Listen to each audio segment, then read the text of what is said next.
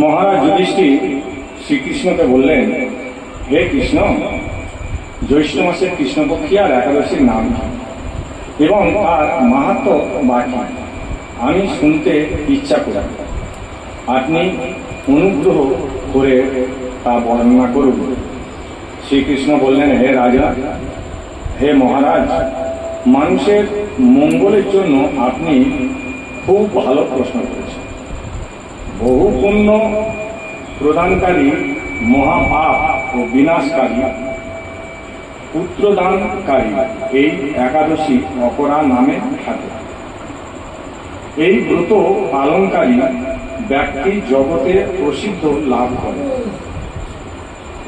ব্রহ্মহত্যা, গোহত্যা, ভ্রূণহত্যা, পরনিন্দা, পরস্ত্রী গমন, মিথ্যা ভাষণ প্রভৃতি গুরুতর পাপ এই ব্রত পালনে নষ্ট হয়ে যায়।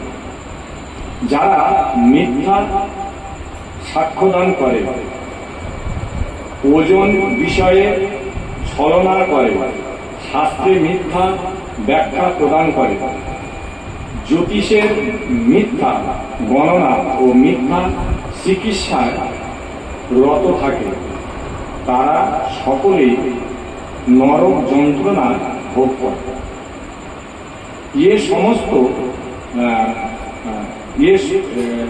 এ সমস্ত ব্যক্তিরাও যদি এই ব্রত পালন করে তবে তারা সমস্ত পাপ থেকে মুক্ত হবে। ক্ষত্রিয় যদি স্বধর্ম ত্যাগ করে যুদ্ধক্ষেত্রে থেকে পালিয়ে যায় তবে সে ঘোরতর নরকগামী হয়, কিন্তু সেও এই ব্রত পালনে মুক্ত হয়ে স্বর্গতি লাভ করে। মকর রাশিতে সূর্য অবস্থান কালে মাঘ মাসে প্রয়াগ স্থানে যে ফল লাভ হয়, শিবরাত্রিতে কাশীধামে উপবাস করলে যে পুণ্য হয়, গয়া ধামে বিষ্ণুপাদ পদ্মে পিণ্ডদান যে ফল পাওয়া যায়, সিংহ রাশিতে বৃহস্পতির অবস্থানে গৌতমী নদীতে স্নানে, কুম্ভে কেদারনাথ দর্শনে, বদ্রিকা আশ্রম যাত্রায় ও বদ্রী নারায়ণ সেবায়, সূর্যগ্রহণে কুরুক্ষেত্রের স্থানে,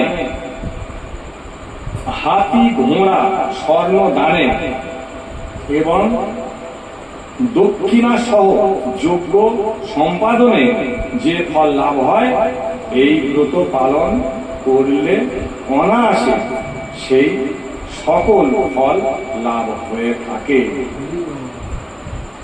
এই অপরা ব্রত পাপ রূপ বৃক্ষের কঠোর স্বরূপ।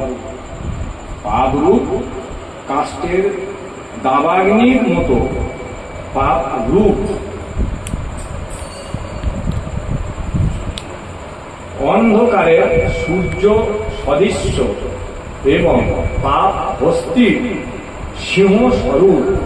এই ব্রত পালন না করে মৃত্যু কেবল পাপ মুক্ত হয়ে বিষ্ণুলোক গতি হয়। হরি বল।